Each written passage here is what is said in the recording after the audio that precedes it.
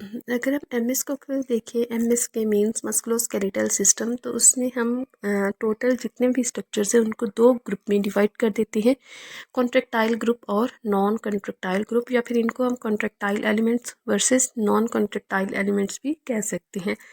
ये डिवीज़न हमारी diagnostic purpose के लिए है और ये डिवीज़न की थी सेरियक्स ने।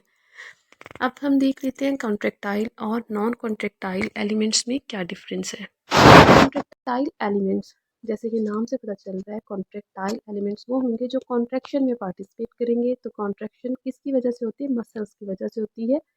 Muscles and it's tendons plus attachment इनकी जो हो रही होती है बोन्स के साथ। तो ये सारे हमारे पास कॉन्ट्रेक्टाइल एलिमेंट्स हुए।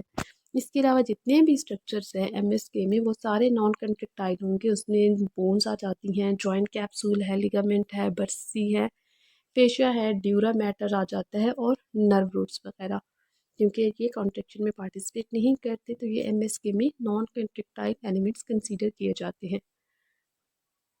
दोनों का डिफरेंस देख लेते हैं। अगर कोई भी पैथोलॉजी है कॉन्ट्रैक्टाइल की या फिर नॉन कॉन्ट्रैक्टाइल एलिमेंट्स की, तो उनको डिफ्रेंशिएट कैसे करेंगे या हमें क्लिनिकल प्रेजेंटेशन क्या मिलेगी?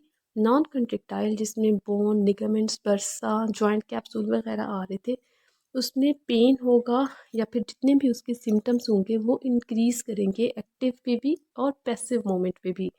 लेकिन एक्टिव और पैसिव में वो इंक्रीज़ होने की डायरेक्शन सेम होगी। सपोज अगर किसी को एल्बो फ्लेक्शन पे पेन हो रहा है एक्टिवली, तो पैसिवली जब हम करवाएंगे तब भी पेशेंट को एल्बो फ्लेक्शन में ही पेन होगा। इनमें डायरेक्शन सेम होगी। ये नॉन कॉन्ट्रैक्टाइल के लिए है। अब कॉन्ट्रैक्टाइल एलिमेंट्स के लिए इसके अपोजिट हो जाएगा, पेन इंक्रीज होगा एक्टिव पे भी पैसिव पे भी, लेकिन अपोजिट डायरेक्शन में।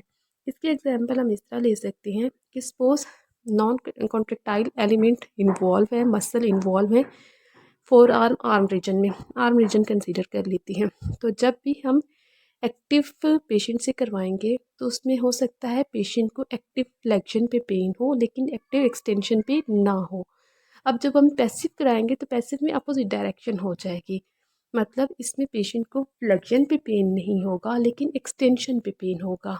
Opposite to the active movement हो जाएगा पेन। सेकेंड डिफरेंस इसमें आ जाता है नॉन कॉन्ट्रैक्टाइल वर्सेस कॉन्ट्रैक्टाइल में कि पैसिव जॉइंट प्ले में भी आपको पेन या फिर सिम्टम्स इंक्रीज्ड मिलेंगे। जितना भी हम जैसे स्लाइडिंग ग्लाइडिंग करते हैं, ट्रैक्शन देते हैं, उन सब में नॉन कॉन्ट्रैक्टाइल में पेन इंक्रीज कर जाएगा। लेकिन कॉन्ट्रैक्टाइल अगर इन्वॉल्वमेंट है, मसल और टेंडन की इन्वॉल्वमेंट है, तो उसमें रेजिस्टेड मोमेंट पे पेन और सिम्टम्स एग्रावेट कर जाएंगी। ये दो पॉइंट्स हो गए हमारे पास, कब पेन इंक्रीज हो रहा है या कब सिम्टम्स इंक्रीज हो रहे हैं। ठीक है, नॉन कॉन्ट्रैक्टाइल में क्या था कि एक्टिव और पैसिव दोनों पे पेन इंक्रीज हो रहा है लेकिन सेम डायरेक्शन में। कॉन्ट्रैक्टाइल के लिए क्या है, एक्टिव और पैसिव दोनों में पेन इंक्रीज होगा लेकिन अपोजिट डायरेक्शन में। सेकेंड डिफरेंस हमने देखा है कि जॉइंट प्लेन पे पेन हो रहा है नॉन कॉन्ट्रैक्टाइल में और रेजिस्टिव मूवमेंट में कॉन्ट्रैक्टाइल फंक्शन पे होगा, क्योंकि मसल ने अगेंस्ट रेजिस्टेंट कॉन्ट्रैक्ट करना होता है, तो इसलिए कॉन्ट्रैक्टाइल एलिमेंट्स की इन्वॉल्वमेंट में रेजिस्टेड मूवमेंट में पेन होगा।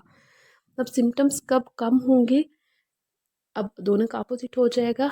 उसमें हमने नॉन कॉन्ट्रैक्टाइल में देखा था जॉइंट प्ले में ज़्यादा हो रहा है, तो सिम्टम्स कम कब होंगे, जब हम रेजिस्टेड मूवमेंट कराएंगे। अगर तो कॉन्ट्रैक्टाइल फंक्शन है, कॉन्ट्रैक्टाइल डिसफंक्शनिंग क्या है, मसल्स की इन्वॉल्वमेंट है, तो उसमें जॉइंट प्ले पे हमें कोई पेन नहीं होगा, रेजिस्टेड मूवमेंट पे पेन होगा। तो ये डिफ्रेंशिएटिंग पॉइंट्स हो जाते हैं दोनों के।